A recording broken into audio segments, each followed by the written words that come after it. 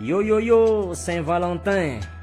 Mba nandeha nitsangatsangana kely zay fivadiany anty. Za moa nagnomagna ny organisation ny anty zany nagnomagna fety. Mba misy toerana kely nitonasako anazy toerana zay manan-tantara ho anay mivady ty toerana ty satria ty restaurant ty no restaurant voalohany nitondrasako anazy tamin'ny zahay vao hiaraka tamin'izany fotoana zany. Restaurant mahafinaritra kely ary tena mahay mandray olona zareo ato. De faly be zareo mahatonga Daddy Love. De mba atao zay nankalaza Saint-Valentin androany. Izay niakatra satria tagny ambony mihitsy zany zay tamin'izany fotoana zany mipetraka de mba nasinjare décoration kely izy io. Eto zay ohatra mbala mamerana kely resaka tamin'izany hoe tadidinao ve zao ny resako be isa tegna falifaly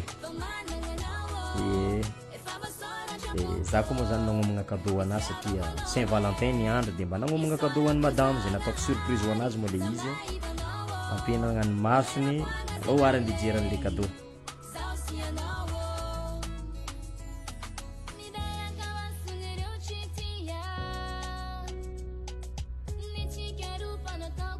Albe koa le olona tao satria be debe ny olona mpifankaty tao mba niaraka taminay teo. Ino ary le cadeau io ary faly be tena tsy nampoiziny le cadeau latsaka mihitsy ny ranomaso. Tomobile mahafinaritra kely, tomobile vaovao zay nividiko tao amin'ny CT Motor sa moa izy io tomobile-mbehivavy kely mahafinaritra. Eny tsy occasion ka tena vaovao mihitsy mbola io ny sasehany. Tena aravogna satria cadeau Saint-Valentin zay tsy nampoizina tomobile avy tamin'ny ramose. Tena faly io moa izy andeha ody zay de izy mihitsy mitondra anazy satria tomobile le izy mazava ho azy de aleoko mihitsy za hitondra anazy ny sary any an-trano ny direction.